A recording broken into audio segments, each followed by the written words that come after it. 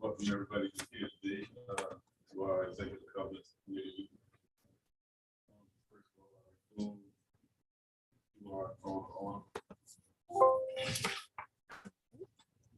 Yes, sir. Thank you. Good morning, everyone.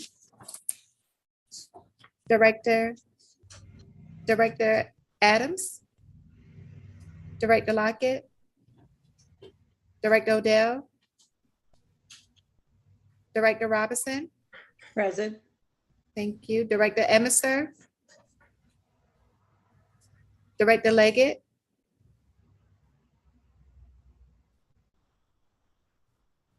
Director Leggett. Yes, here. Okay. Thank you. Director Taylor. Here. And Chairman Cody. Here. Okay. Oh, I'm sorry. Director Stone, I'm sorry. Director Stone.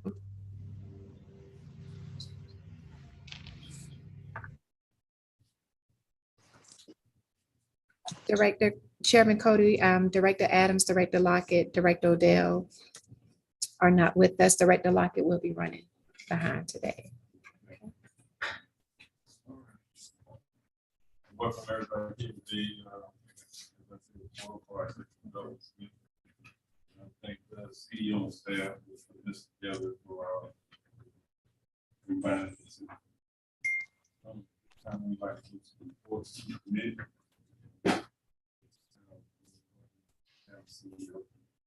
Thank you, Chairman. We're going to start off today with the communications update, and I would ask our manager for communications.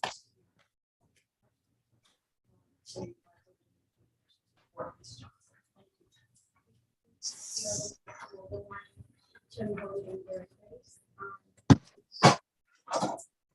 with our communications department, and you want to start- For the voice monitor cords. We want to talk. Officially went online in early September. And so far, we have 765 downloads in the Apple App Store, and we have 703 downloads in the Google Play Store. If you recall last month, that number was a little lower, so I do have those numbers for you guys. We have 357 new downloads in Apple in the month of October, and 375 new Cat Tracker downloads in the Google Play Store in the month of October.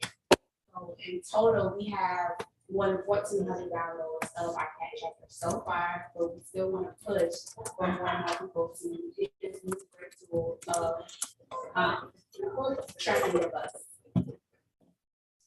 I wanted to give more insight on the Cat Tracker because I know some of the directors had those questions for me. So you're looking at on the left upside, the Apple app average retention and the Google Play app installs.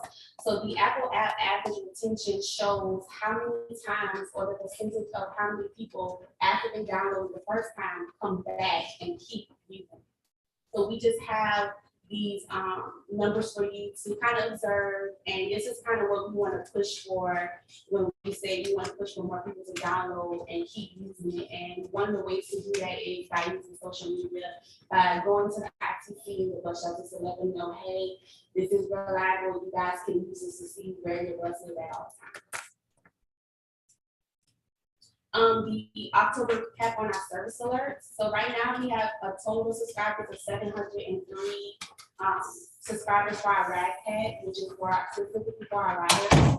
And they get like the service delays, they get any type of cat news, they get cat celebrations, all that in these texts. But since October 1st, we've had a 30% increase, and we've had 154 new subscribers in the month of October. So we also want to push more for that as well. That's another option for our riders to get the temporary service modifications in the month of leading up to the implementation on October 31st. We've handed out flyers in the Colbert Carver Village communities. We had a press conference in Carver Village with our Mayor Johnson, with Director Adams, and with some of our directors as well as our head staff. We've handed out printed schedules of the new service routes, and we also posted out laminated Apple signs of the ITC of each route. And then we also do social media and text alert. I forgot that for just a minute. I just wanted to comment on how that is working out. We know that we continue to have meetings around coordinating the timing issues that are just going to be a part of smoothing out the next month or so. But what was happening and the problem that we were correcting for, and that you all supported the correction for as well, in terms of all those missed trips on fixed route and smiles and so forth. Indeed, what we've done with this temporary service mod has addressed that. Now it's a matter of taking what we've done, really sort of smoothing it out from a time perspective, and making sure that we are running on time.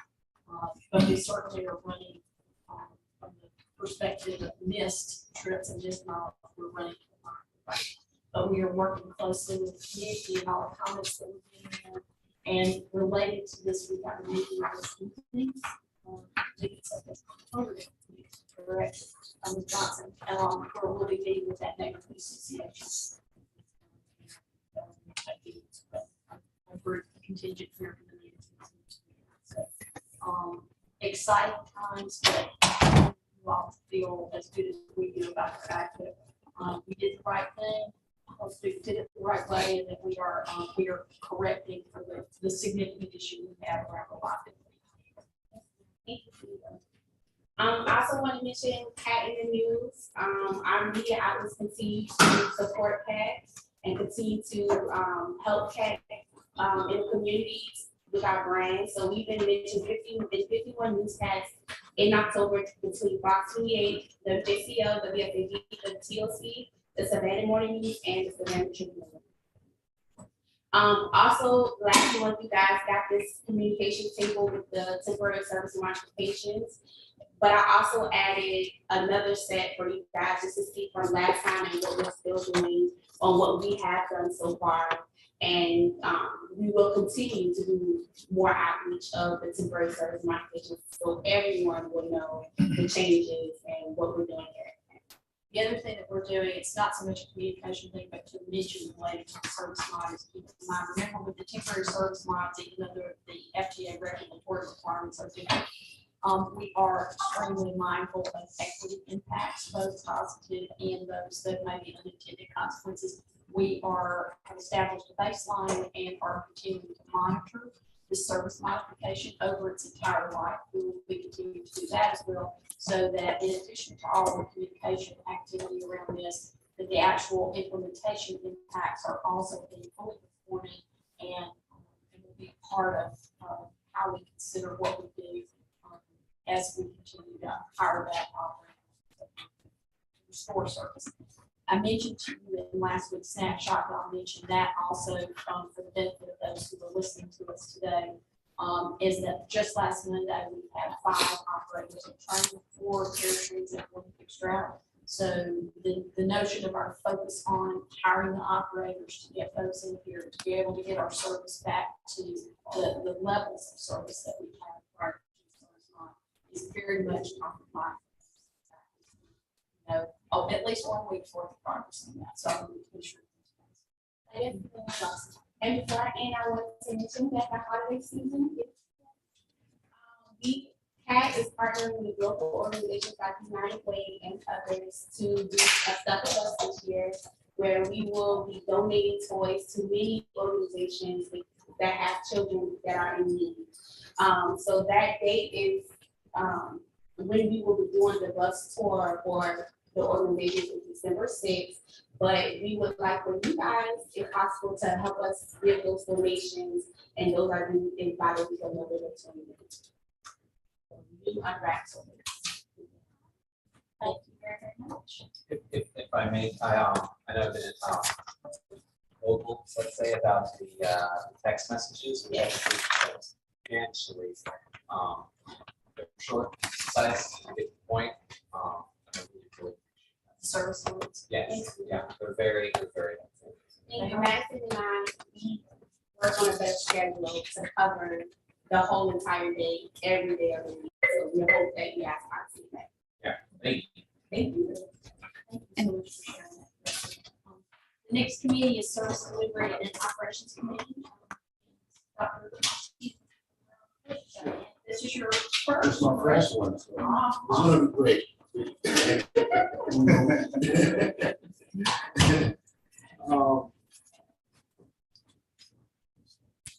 As you can see from the pie chart, preventable accident is something I'm working on.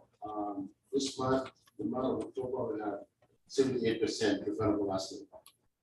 That means the accidents that the drivers were mindful, we have prevented that. So, action we're taking now is to work with safety and training and find out why all these accidents happen. My goal is to bring it down to probably 50%. Yes, thank you.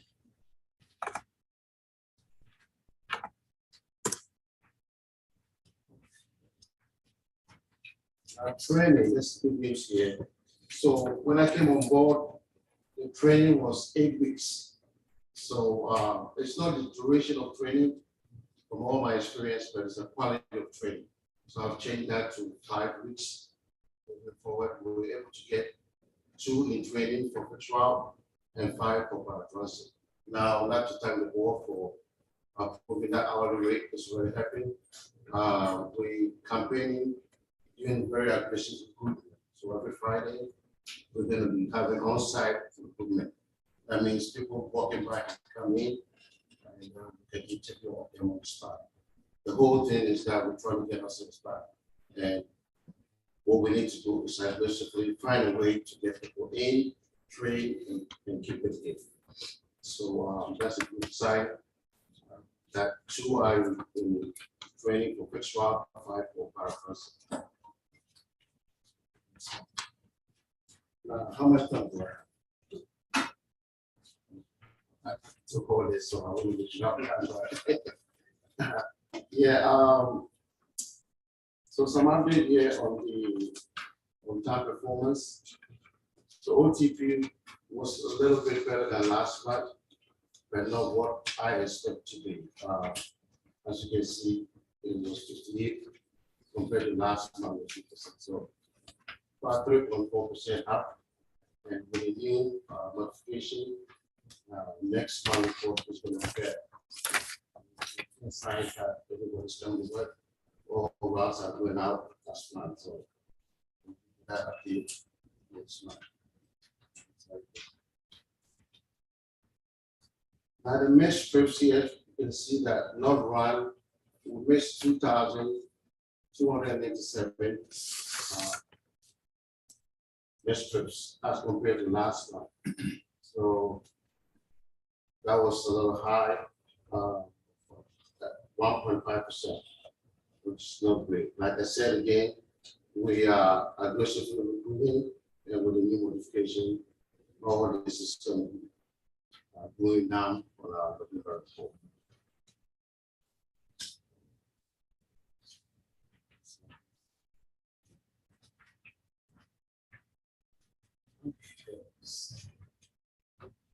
So on here on time performance is something that since I'm new, I have applied to revisit all the routes and see what on time performance is that there are some time points where the bus gets to and it's on time. And most of the time when we get that is that we find out that most of the route were not really useful, that they were still in the system as on time. So we're going to revisit that. This month was a little lower than compared to the month of September. And like I said, November is going to be a very good report with all the modification and improvement. Progress going to work taking them out. And also I'm working with planning to find out if we can enhance our routes, revisit it and see if this on-time performance are really necessary. What happens is that sometimes there'll be a time point and pretty much that's stuff is going to be utilized. So, and then have a sense of how you design on-time performance. Like I said, I'm working on that to see if all this on time points are really necessary.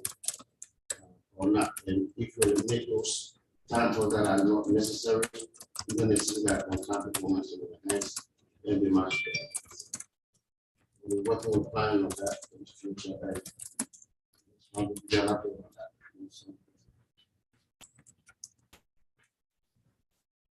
So, this is the firefighter side. The good news is that this week we were able to cover all our firefighter schedule. Now, on this chart, you see that we schedule more, but actually we service less. And part of it is also tied to manpower, since we don't have more workforce to take up all this. We had 283, we were able to service 244. So that is something that is not very.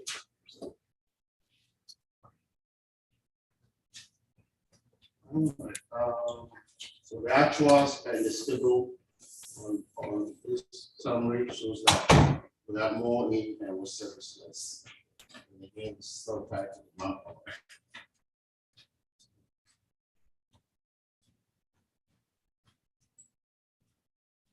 The marine, we have this one ferry. We have only one boat, and you can tell that ridership's getting high. We are 10%, 10.4% increase as compared to September. So that is good. But like I said, I went on site to visit, and it's really going to catch up to us. Just be using only one boat. But so far, ridership is very well.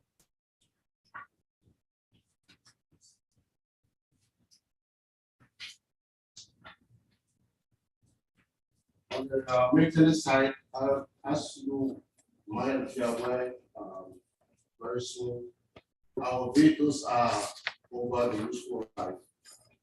By transferring fixed route. So if a vehicle is designed to process 7 miles and it's over, of course, you're gonna have road course. So if you see on the road course, there was 7 more on the fixed route side, and the transport was also 5. And we see these vehicles are old, and what they keep doing is we try to maintain them to be on and eventually replace all the soil. Vehicles are old, and now what I'm trying to do with my department is also enforce a trade trip.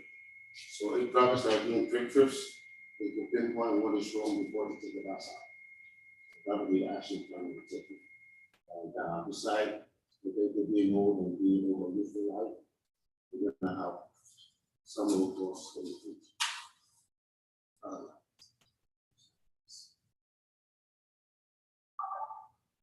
Now, since I'm new, I cannot just sit and make decisions, but I have to go around.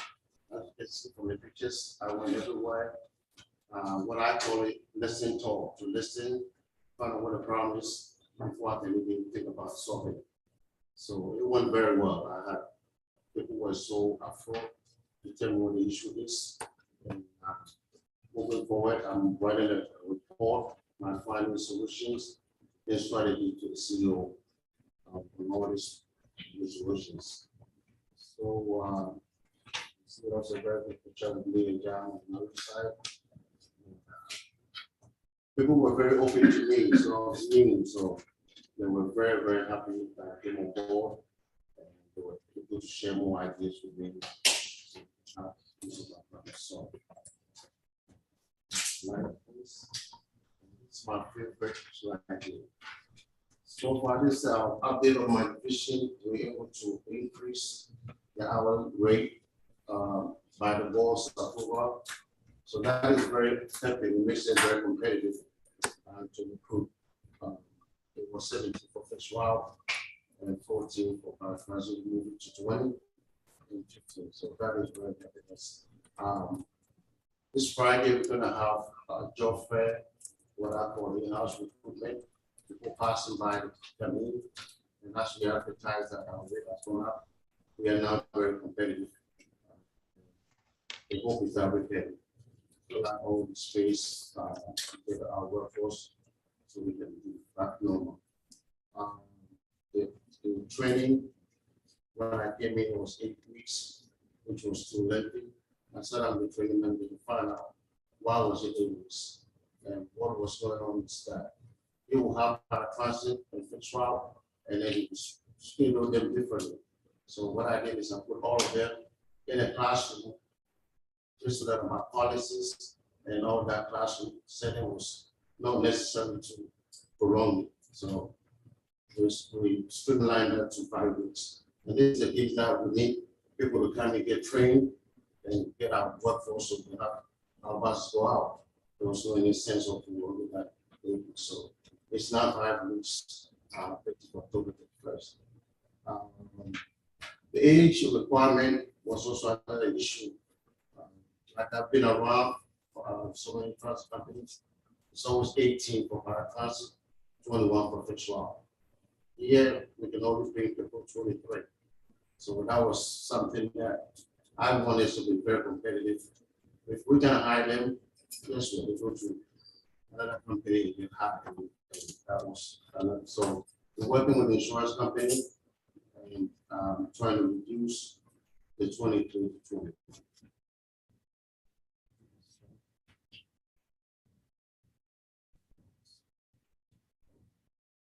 And also, this was another issue with the ferries were not equipped with ADA run. So if someone was on a wheelchair, we could not accommodate. So I was part of it with John and I was a rock on our only ferry where people were on wheelchair. It was part of the ADA run. Yes, that's it for me for my first day. Thank you, Dr. Reed. Our next review, have a quick question. Yes. As far as recruiting, our employees, how long do they have to be here before they're vested? This is a subject that's coming up. What is the best thing? Best thing. Can someone restate Director Stone's question? I didn't quite hear it, because it may be the same question that I have.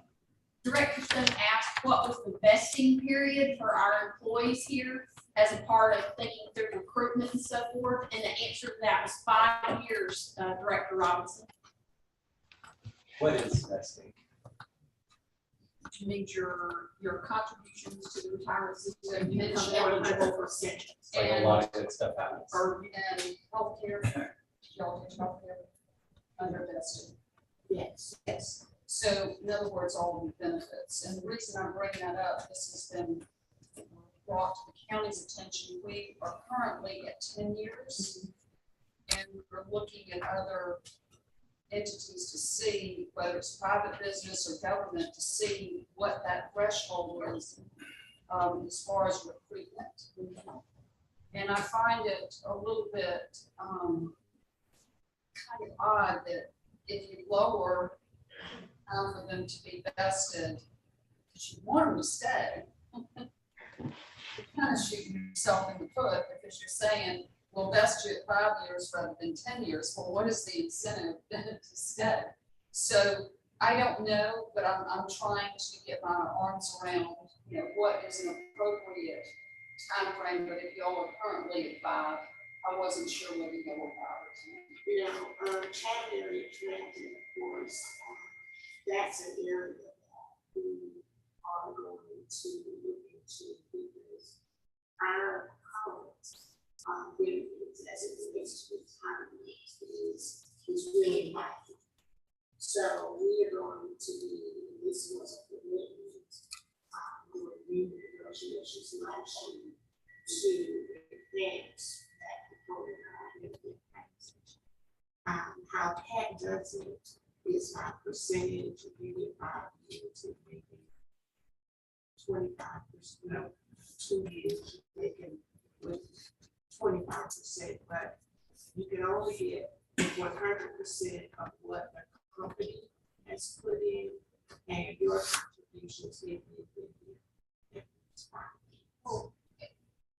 I don't want to get off on a tangent, but you know, as long as we're talking about recruitment retention, look at what the county's doing. I mean, I would like to see us all somewhat in sync so that people don't jump from the city to the county to CAP, you know, looking for the best benefit package. That makes some sense. What's the age limit on the hours at which you can draw after the 5-year? Well, Cat and Hat. We don't have it. And those are the type of decisions that will be coming before the board as we approve. I think it's very That important. In a way, 5 years basically can be a recruitment tool. It depends on how you use it, because if it's tied to an age piece as well, then in fact, it can become an incentive for staying longer. Even though, Well, and that's what I'm trying to get at. I mean, but I think that it would behoove all of us to be somewhat similar so that people don't feel the need to, if you want government, to work for government and government benefits, that you're not jumping all over the place. I think that's an excellent point, and part of what we're doing now, and it is something that our bargaining unit, our union membership has strongly encouraged us to look at, and they're absolutely correct about it, is the competitiveness, or frankly, the lack of competitiveness of our particular situation right now. But, I think it is something that we're committed to, and we're committed to working with the bargaining unit as well as with all of CAP, to ensure that we're competitive but in sync with our partners. It's really important if we want retention. Absolutely. I can also see that incentive for them to come forward. Absolutely. It is. They're already at 5, but I would like maybe for us to look at our package and look at the city's package and the county's package and just see how we stack up. Next, thank you. Appreciate all those good comments. Next is financial services audit compliance. Ms. Bowden. I'm going to have to talk through this as my computer skill and the IT manager is working to help me get back up to par. The governance meeting is early this month. It takes up until the 8th to actually close out the month. So the goal is to have to keep up and the reports as usual to the board. And of course, you know that report will include the revenue and expense comparison, revenue by category, expenditures by category, cash receipts, and our actual balance at the end of the month. We do have good news. The FY 21 307 grant, of course, has been executed, and we were able to of reimbursement during October, and the remaining portion of that 3.8 million will be drawn down during the month of November. With that, as committed earlier in the year, $3.8 million of that will be invested in the Georgia One Fund, and that will make our operating reserve account whole. So that's very good. We have heavy hits coming up financially, so we have to secure that funding, set it aside in order for us to make it through. Very low procurement outstanding. We have fully aged paratransit fleet where we may have to move forward with an emergency procurement. In the near future, we have some other great obligations. So it's getting really tight. So that money is going to be set aside to help us through these difficult times and to help us through union negotiations, perhaps as well. I'd also mention that related to what we were just describing, is better around working on money project is the ongoing follow-up with our partners on the, we made you aware in earlier meetings of the, cost issues that we were addressing on both the ferry boat grant application, as well as on our paratransit maintenance system. On the ferry boat, you recall, we were able to bring in two partnerships, one with the county and another with the convention center, and we are working diligently on bringing in those additional funds to address that and to, again, make sure that those important right. So I just wanted to. The fiscal year 22 audit has been concluded. Representation from Alderman Jenkins, they will be here at board meeting on the 15th to present an overview of the financial audit. Finance division itself is working closely with Dr. Manning and other negotiating team members to move forward with union negotiations. On the procurement side, we are reviewing the on-call services proposals, and a recommendation is forthcoming on that. Bid due date for the aerial construction has been extended to November 30th for clarification of questions that the proposers had regarding the specifications. We are scheduled to participate in the finance team and others in this budget book training on November 16th. And this is needed to make our budget process even better. Each year, we hope to incorporate continuous improvement. On the HR side, we celebrated the opening of the Wellness Center. Very well received. That was on October 20th. We had a lot of excited employees. Employees are actually using the Wellness Center. It's good to see. We had prize giveaways where employees won Fitbits, a cruiser guide, training bags, and it was just a good event.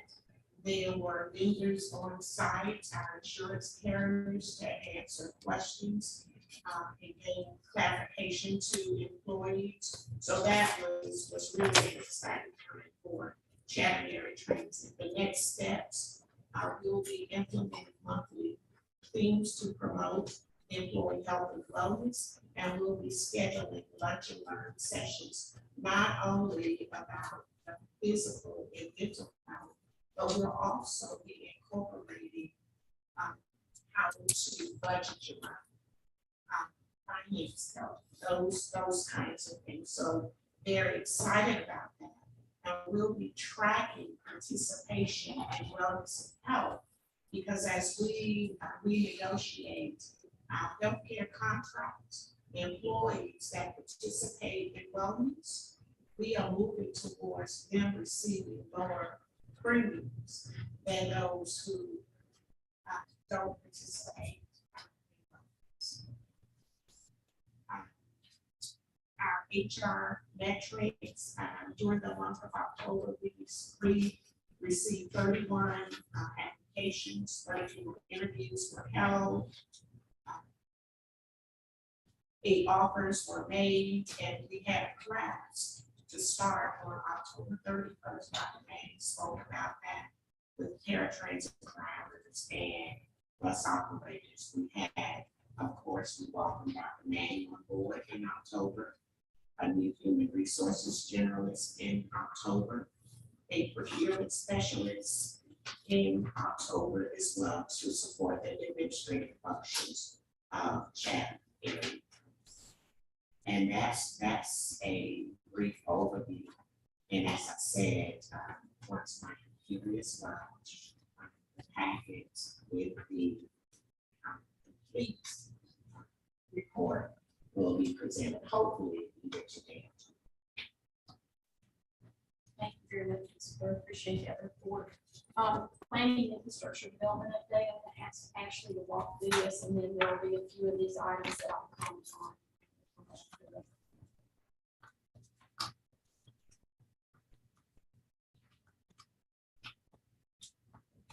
Planning presents ridership in October. Actually steady with an overall passenger per hour of 2. Routes with big improvement year-over-year include 14 Haverford, the 25 Martin Luther King Westlake, and 31 Skidaway Sandlot. Each of the routes mentioned had a passenger per hour increase of above 30% from October of 2021 to October of 2022. Next slide. Planning items for the month of October include the fall temporary service modifications, a Department of Transportation SMART grant, the Georgia Power Big Ready electrification grant, as well as the CATS Title VI plan programming update. Service modifications started last Monday on October 31st. It is a reliability initiative to account for right sizing our service so that we have better on-time performance as well as these trips. Service route improvements are starting review by the planning department and planning of operations. We are working together to go through these service modifications, particularly on the route 14 Abercorn and the route 6. The dock shuttle extension is now in effect. This includes the new route to Harbor Village and Cloverdale. The dock extension, both on Forsyth's Victory as well as the downtown reconfiguration, have been getting a lot of comment and review from the public. And we hope to once we get ridership in November to be able to really back on that. We see the improvements in the dock shuttle service. We also want to point out that on the route 3 West Chatham, we added the airport back to the inbound trip on route 3. The airport has been very grateful to us for putting that bus stop back in place. Also, we're talking ongoing ticket sales and such measures. Next slide. We'll talk a little bit about this one. I know that generally you can see what the smart grant application is for, but I want to talk to you just a little bit about ours because I think this is really the potential for a true game changer for us, a real forward-looking approach to CAT's future service. So this grant is like 100%, which means no match requirement. We are focused on something. There's some key differentiators in what we're doing in our proposals. Most agencies, recall what we're looking at is piloting a microtransit proposal. The development of a solo microtransit component to our services. The key differentiators that make our proposal stand out are that most agencies plan for piloting microtransit separately from how they plan to operate a fixed and paratransit service. CAT is proposing to utilize on-demand multimodal transportation system technology that combines fixed route service planning with on-demand dynamic shuttle service and has a higher level of integration. The industry has been challenged by deploying many microtransit pilots that are deployed at pilot bases in a small area for a limited time. This means that not many pilots have gotten to scale at full deployment for a period beyond pilot timeline, which has its own set of obstacles and challenges to overcome. We're proposing to build off of a MARTA 6-month pilot that was done with knowledge in developing system level integration across CAT service area. CAT is proposing to use electric vehicles, which has not been done on a large scale before, and will require operations and labor training to ensure there is necessary charging infrastructure routes completed without the need to be charged, that you have space to store vehicles and so forth that we not maintain.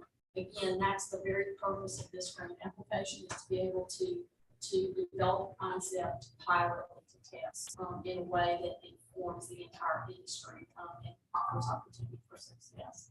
And then lastly, CAT is proposing, and we're very proud of this, We are not proposing that this be conducted as an outsourced, type of thing, but this would be, utilizing our in-house labor, our unit labor, both across operations, maintenance, and so forth, which will require and offer new training opportunities, for our personnel, and we are appreciative of the support of our APD labor union, as we develop this application and about that. All four of those items that I just mentioned are just incredibly strong differentiators for this application. And we're very excited about the opportunity that proposes for us. This is going to be somewhere between probably, we're still finalizing budget right now, there's about $1.5 million project. And you have partnerships not only with Georgia Tech, and the partnership for inclusive innovation, on this, but we also have a commitment from Savannah State to a year-long internship that will be funded by this and part of this in the engineering technology program. We're excited about that and how that relates to the future of our internship program, that we are developing now as well. And we are exploring, the commitments from Georgia Power teaching the day, as a part of that electrification that we're doing as part of this. It's an incredibly exciting opportunity to have. So, just glad to share all of that. And it's due on the 18th. All right. After our smart grant application, we like to do cycles. We would like to let the board know about the Georgia Power Medical grant that is part of the financial packet for this month. The Georgia Power Mobility Program is a program within Georgia Power as a utility provider, and it ties into electrification of both our fleets and facilities. We will be receiving a little bit over $200,000 as a 100% match from Georgia Power as part of the electrification for the ITC for the overhead charging. The overhead charging is a piece of infrastructure go along with our 52 Romeo and our electric bus fleet. The overhead charging is something that has been reviewed by the board in the past, and the infrastructure component is what actually charges the overhead charging on regional buses. Quick question on that. So it's you said 209,000, 209, 209,000. And then there's this number here, the 840,000. For the cash up front purchase, are these different numbers? So the award for Georgia Power program is the specific 200,000 coming from Georgia Power. We applied for that through the maintenance department and finance back in April. Okay. Then the 800,000 number that we see as part of the Georgia Power board approval action item is utilizing our 2018 normal funds. These funds were executed in COVID in 2020 as part of the electric bus fleet purchase. And then this is the infrastructure component to that. So Georgia Power, trying to just make this make sense. So Georgia Power is giving us a grant for $200,000. They call it a grant because there's an application process to apply. Sort of discount. You can maybe say that because it all pulls through landlord account billing and so to speak through Georgia Power. Georgia Power, we partnered with them as part of our Romeo emissions electrification project. And as a part of that, not every government agency has received the Georgia Power credit. It's actually open to almost any commercial business, government agency. What Georgia Power is providing for us for the 200,000 and 209,000 is that essentially the wiring from their grid to our front door is being covered in the electrification project, and then the 840,000 or so is the actual electric charging infrastructure. Like the pentagram, Yes. crane thing. Yes. That our buses already like plugged into. Right. Cool. So This is very exciting, and that's just going to help us as we continue to move along in our CDBG transition. Ash, Ms. Goodrich, can you speak up a little louder? So I was, they're having a hard time hearing you. Yeah, so. Next slide, please. And then the final action item for planning and infrastructure development for this month is Pat's Title VI Plan and Program Update. Our Title VI plan, every 3 years, we are required to submit an updated plan to FTA for approval. The Federal Transit Administration reviews our Title VI plan in accordance to Circular 4702.1, and that ties into our Civil Rights Act and other legislative requirements. CAT will submit the Title VI plan before November 30th, 2022 for review by the FTA, then board approval this month. Thank you, Ms. Reed. Thank you. Appreciate that update. Should we be going to do back over the proposed board action items for consent and board individual consideration? I think this is the proposed consent. Correct? That's correct. Yes, ma'am.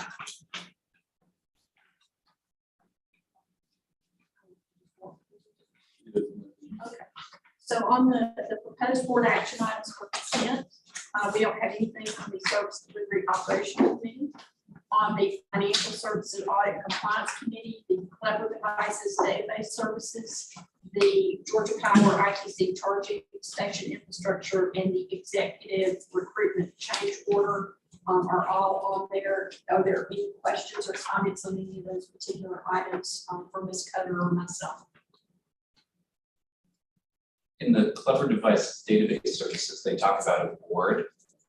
Is that a board of times and a board of locations? It's not us, it's the board. Dashboard. So dashboard. Like a dashboard. Like a dashboard. Yeah.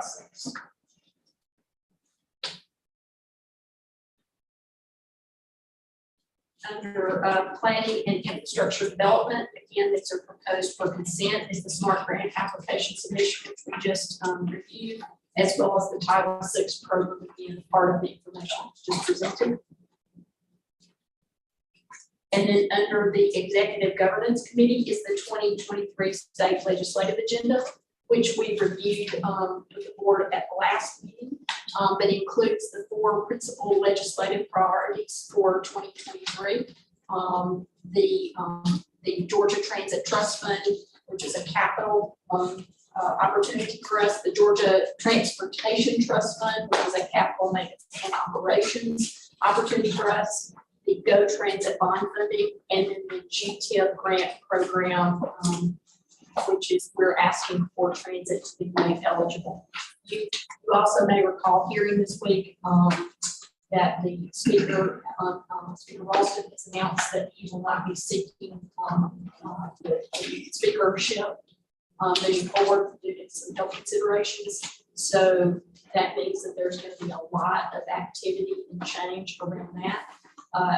After our next meeting, Ms. Cutter and Mr. Backer and I are going to be meeting, or we're going to be leaving immediately after the next board meeting to journey up to Atlanta to meet with Commissioner at Georgia DOT, members of his staff, and Ann Purcell, our board member, to talk about this and other matters. There's a lot of opportunity in those kinds of partnerships for coordination.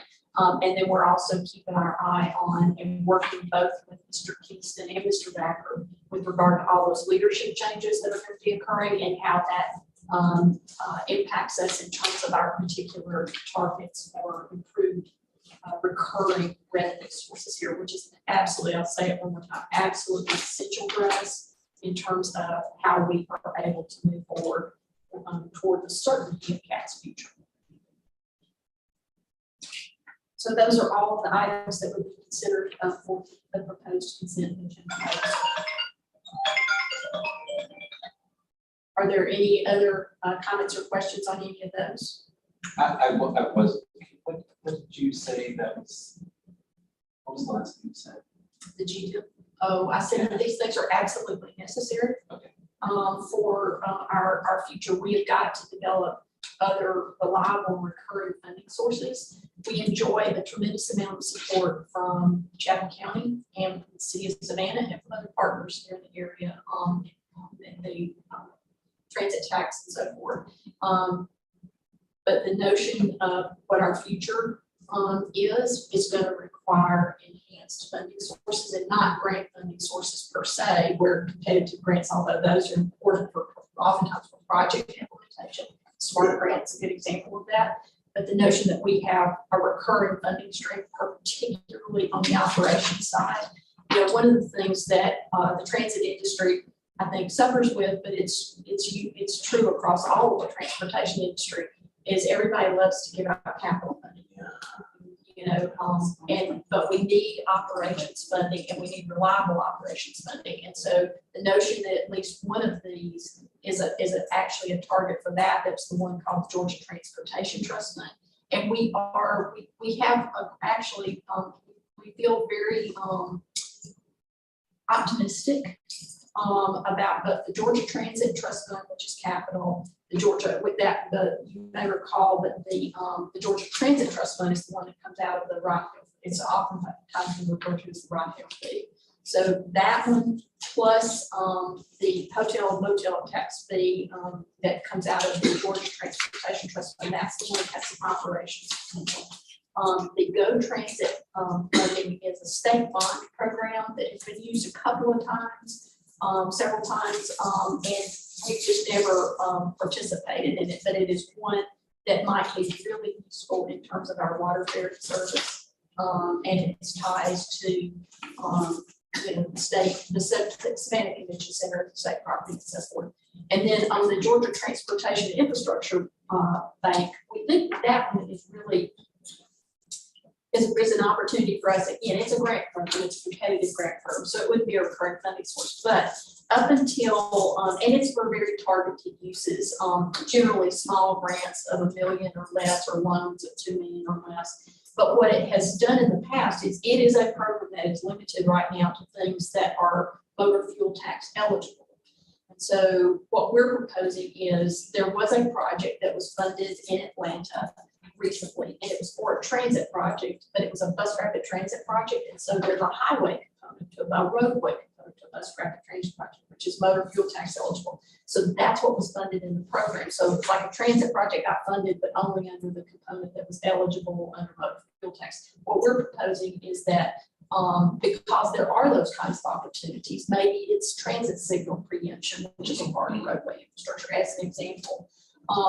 If they would just allow transit projects to be eligible with no set aside, so we're not requesting that they say in 10% or 20% of the projects have to go to transit. We're just saying just let transit projects be eligible to participate. Then that would just be an expansion of opportunity for us. That would be, I think, very important. So, but I think we got a great legislative agenda, a strong legislative agenda, and one that you should feel generally optimistic about. I think that there's at least a couple of things that we could see some success on, and that would be good for us and good opportunity for the transit industry. Chairman Cody, Yes. I'm sorry. We're having a real hard time hearing what's being said, and I'm not sure where we are, but I'd like to ask a question about the executive recruitment item that's on the agenda, if whenever that time is appropriate. That would be now, Director Robinson, if you can hear us. Yeah, it's not that we can hear you, but we don't understand what you're saying. Okay, we'll try to talk more slowly and more clearly. Yeah. But anyway, I need to understand the, this service already been rendered and we're just receiving the bill, and the bill is more than we anticipated, and now we're asking for another increase to pay these folk? Dr. Robinson, this bill is for the recruitment services for the chief operating officer. And the original amount that was approved by the board was for a minimum amount of 24 some odd $1,000. However, the agreement was based on a percentage of the actual salary that was offered to the COO, which caused the amount to be greater than what was approved previously by the board. Therefore, the remaining amount is being brought back before the board for approval so that we can pay this remaining balance. And for transparency and clarity of the board too, it should also be noted that this firm is also engaged with us for the CAO recruitment, which is ongoing right now. So you may likely see another future agenda item related to that matter as well. And I just wanted to go ahead and state that now for transparency purposes. Well, I like the word that says final amount. You know, I'd like to see these contracts, you know, once we budget it, you know, pretty much be what we budget for. But, you know, there's sometimes the percentages will throw you off. So since you said final for this particular position, I guess, you know, we're okay with that. Thank you, Director Robinson. We appreciate your question. Are there any other questions and comments? Oh, business. Yes. Moving into old new business for November 15th, 2022. So there'll be two items under old and new business. One will be the FY 22 audit presentation and transmittal, all the agendas that you heard Ms. Cutter refer to earlier in the agenda today. And secondly, there's a requirement for us to engage a public comment, public hearing meeting as a part of that Title VI program that we mentioned earlier again, we presented earlier in the agenda today as well. So that public hearing will be conducted at the November 15th meeting. Any questions or comments on those two items? When you have those public meetings, where are they? It'll be here, sir. It'll be up here.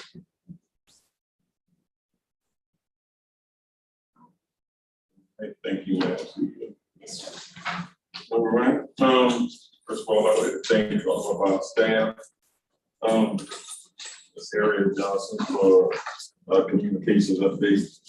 I'd like to thank the Dr. Manning for service delivery. And I'd like to thank Stephanie Butter for financial. And we hope to have speedy recovery on your computer. And then plan and infrastructure. I'd like to thank Ms. Ashley Gilbert. If there's no more questions, I'd like to adjourn this meeting.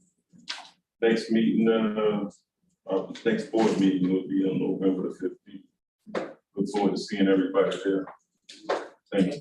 Thank you.